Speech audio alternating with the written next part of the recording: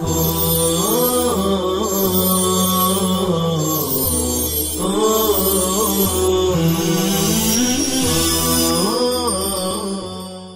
ورحمۃ اللہ وبرکاتہ۔ عزیز طلبہ،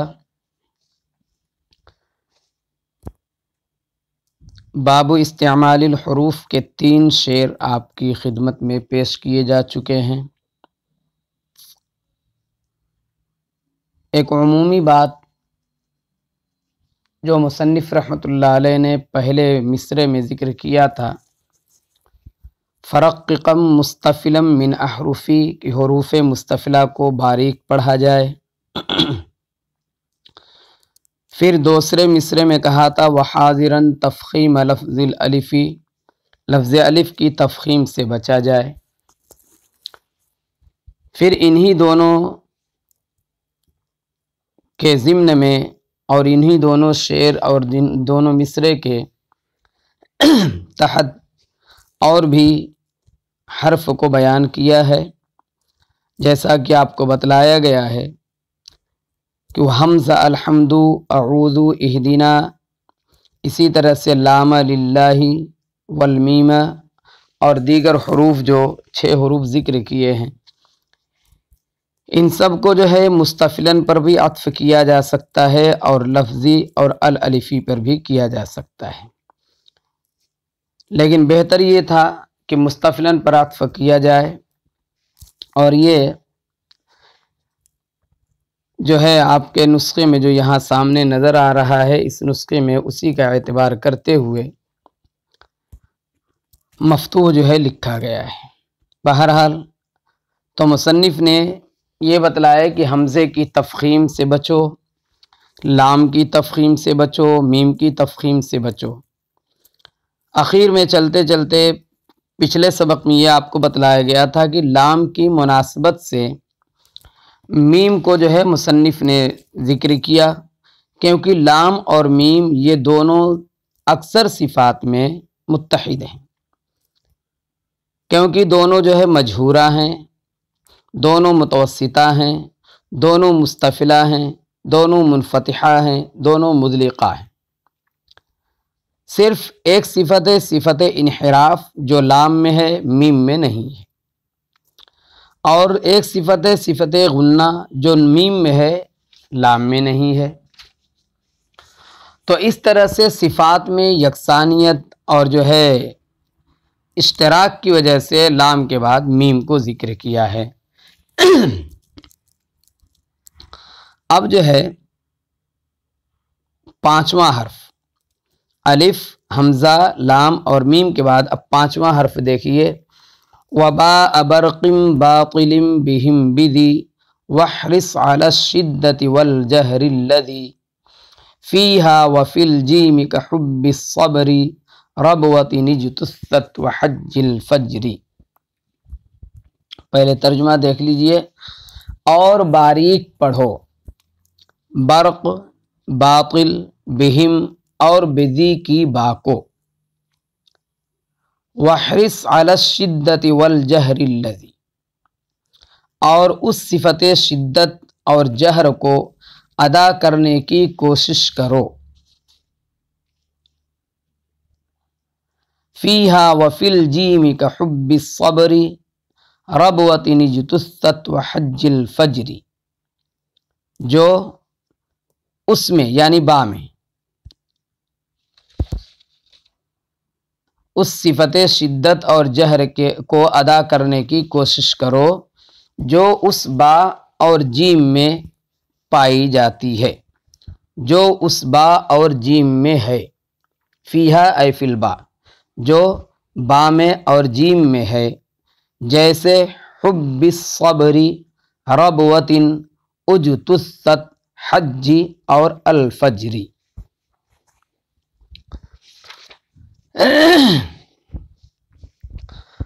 آپ کو بتلایا گیا تھا پچھلے سبق کے اندر کہ لام کی مناسبت سے میم کو ذکر کیا، اور لام اور میم میں جو ہے صفات میں یکسانیت تھی۔ اب میم کے بعد جو ہے با کو ذکر کرنا، تو میم چونکہ اخت با ہے، یا با جو ہے اخت میم ہے، دونوں کا مخرج ایک ہے، چنانچہ اگر میم میں غنہ اور توسط کی کیفیت نہ ہوتی تو دونوں ایک ہی ہو جاتے، اس لیے اس کے بعد میم کے بعد جو ہے با کو ذکر کیا گیا ہے۔ تو یہ مناسبت ہے میم کے بعد با کو ذکر کرنے کی کہ دونوں مخرج کے اعتبار سے ایک ہیں۔ تھوڑا سا فرق ہے کہ با میں جو ہے دونوں ہونٹ کی تری والا حصہ لگتا ہے، جبکہ میم میں جو ہے دونوں ہونٹ کی خشکی والا حصہ لگتا ہے۔ تو با جو ہے اخت میم ہے یا میم اخت با ہے، اور دونوں میں فرق کیسے ہوتا ہے کہ میم میں صفت غنہ ہے، صفت توسط ہے، با میں یہ صفت توسط اور غنہ نہیں ہے۔ تو اس شعر کے اندر وباء برق باطل بہم بذی واحرص علی الشدۃ والجہر الذی، اس شعر کے اندر جو ہے پہلے مصرعے میں کلمات مذکورہ کی با میں ترقیق پر زور دیا گیا ہے، یا دوسرے لفظوں میں یہ کہیے کہ تفخیم سے بچنے کی تاکید کی گئی۔ برق، باطل، بہم اور بذی کی تفخیم سے بچنے کی تاکید کی گئی ہے، یا یہ کہ باقی ترقیق پر زور دیا گیا ہے۔ اور دوسرا مصرع جو ہے واحرص علی الشدۃ والجہر الذی کے اندر دوسرے مصرعے میں جو ہے صفت شدت و جہر جو با اور جیم کی مشترکہ صفت ہے اس کو ادا کرنے کا خیال کرنے کے لیے جو ہے خیال کرنے کو کہا گیا ہے، یعنی اس کی ادائیگی پر زور اور تاکید کی گئی ہے۔ سوال یہ ہوتا ہے کہ برق اور باطل میں با کی ترقیق پر زور دینا یا تفخیم سے بچنے کی تاکید کرنا، برق اور باطل ان دونوں میں جو ہے با کی تفخیم سے بچنے کی تاکید کرنا یا یہ کہ با کی ترقیق کو ادا کرنے پر متوجہ کرنا کیوں ہے؟ اصل وجہ یہ ہے کہ برق میں را حرف مفخم ہے، گرچہ اس کی تفخیم عارضی ہے، لیکن آپ جانتے ہیں کہ را ساکن سے پہلے فتحہ آ جائے تو وہ را جو ہے پر ہو جاتا ہے، اور وہ را پر ہونا اس کا یہ عارضی ہے، گرچہ عارضی تفخیم ہے لیکن را جو ہے پر ہے بہرحال۔ تو اس کی تفخیم ہے، پھر بھی جو ہے اس کی تفخیم گرچہ عارضی ہے پھر بھی تاکید اسی لیے ہے کہ اس کی وجہ سے با میں تفخیم کا امکان تھا، تو کہیں ایسا نہ ہو کہ را کی تفخیم کا اثر جو ہے با میں آ جاوے، اس وجہ سے اس کی تفخیم سے بچنے کے لیے یا یہ کہ جو ہے اس کی ترقیق کو صحیح طور سے ادا کرنے کا حکم دیا گیا ہے۔ اسی طرح سے باطل میں الف کے فصل کے ساتھ طا ہے، اور وہ طا حرف مفخم ہے، جس کی وجہ سے بھی با میں تفخیم کا امکان تھا۔ بہرحال برق اور باطل والی دونوں مثال سے آپ یہ سمجھیے کہ مصنف یہ کہنا چاہتے ہیں کہ اگر حرف با کے بعد کوئی ایسا حرف آ جائے جو مفخم ہو، چاہے اس کی تفخیم جو ہے عارضی ہو، پھر بھی اس کی تفخیم یعنی با کے اندر تفخیم سے بچنا چاہیے، یا یہ کہ با کی ترقیق کو اچھی طرح سے ادا کرنا چاہیے۔ اور باطلین والی مثال سے یہ بتلانا چاہتے ہیں کہ حرف با کے بعد اگرچہ الف فاصل آ گیا لیکن الف کے بعد جو ہے طا حروف مفخمہ میں سے ہے، تو بہت ممکن ہے کہ طا کی تفخیم کا اثر جو ہے با میں آ جائے۔ چنانچہ آپ دیکھتے ہوں گے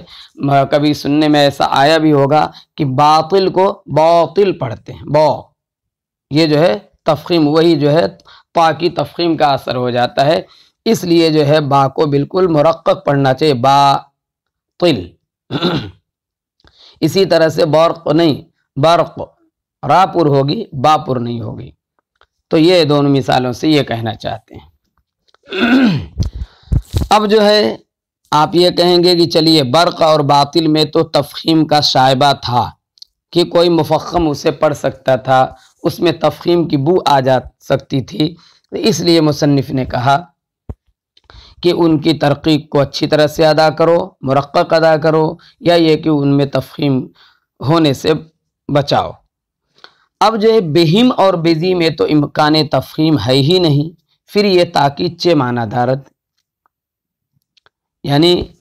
برق اور باطل میں اگر آپ یہ کہتے ہیں کہ تفخیم کا شائبہ تھا، تفخیم کا امکان تھا، اس وجہ سے مصنف نے ایسا کہا، تو بہم اور بیزی میں تو جو ہے تفخیم کا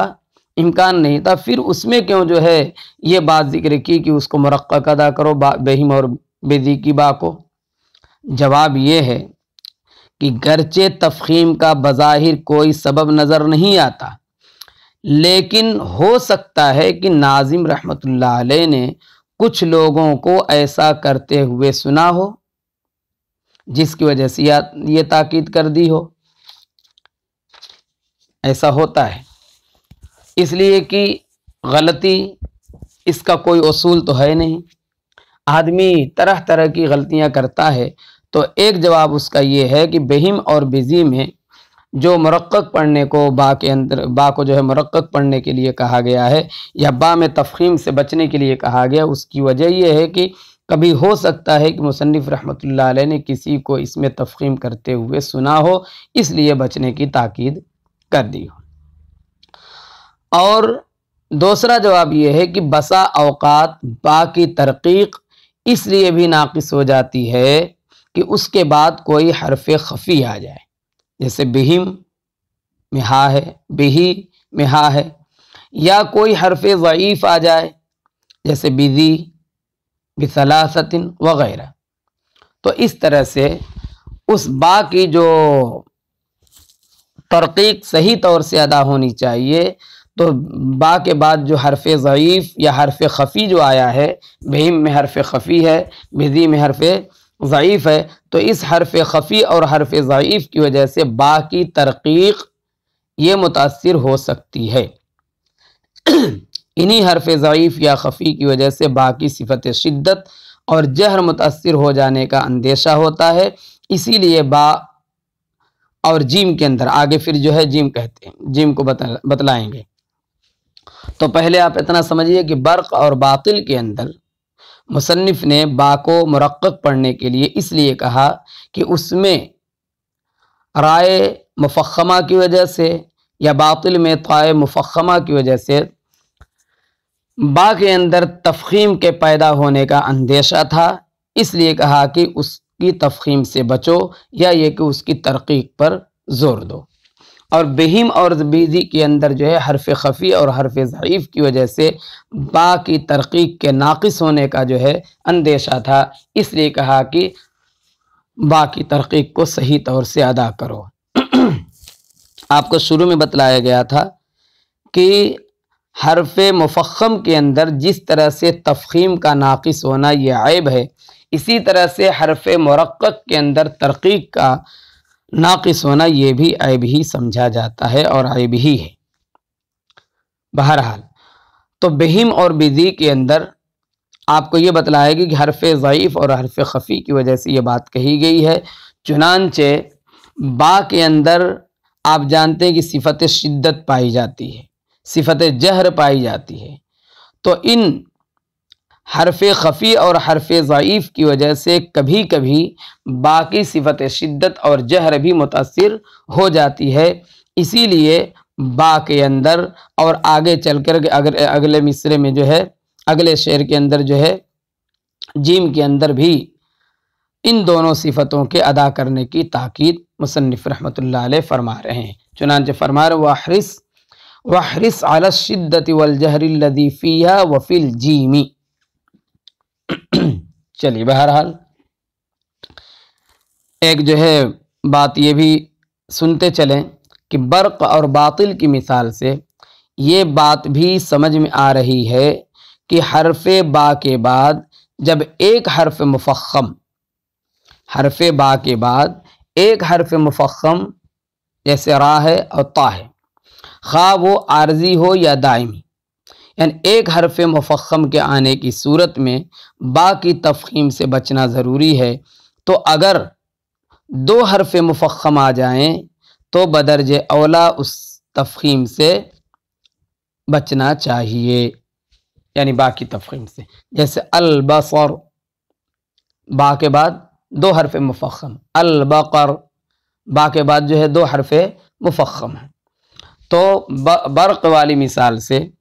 یا باطل والی مثال سے آپ نے یہ سمجھا کہ اگر با کے بعد حرف مفخم آ جائے اور وہ ظاہر سی بات ہے کہ ایک ہی حرف ہے، تو جب ایک حرف مفخم کے آنے کی وجہ سے با کی تفخیم سے بچنے کا حکم ہے، یا یہ کہ با کو مرقق اور صحیح ترقیق کے ساتھ پڑھنے کا حکم ہے، تو جب با کے بعد جو ہے دو حرف مفخم آ جائے تو بدرجہ اولا جو ہے یہ تاکید بڑھ جاتی ہے اور اس کی تفخیم سے بچنا اور بھی ضروری ہو جاتا ہے، جیسے البصر